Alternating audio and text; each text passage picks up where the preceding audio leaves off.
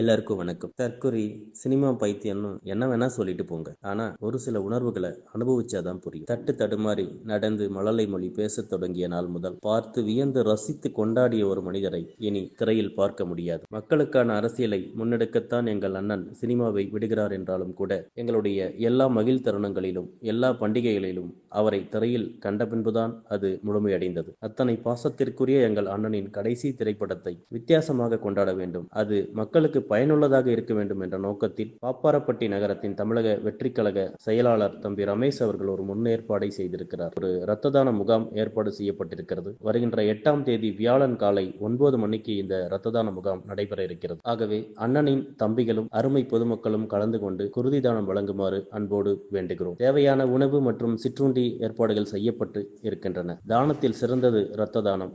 கடைசியாக திரையில் கொண்டாடி வழி அனுப்புவோம் நம் ஜனநாயகனை.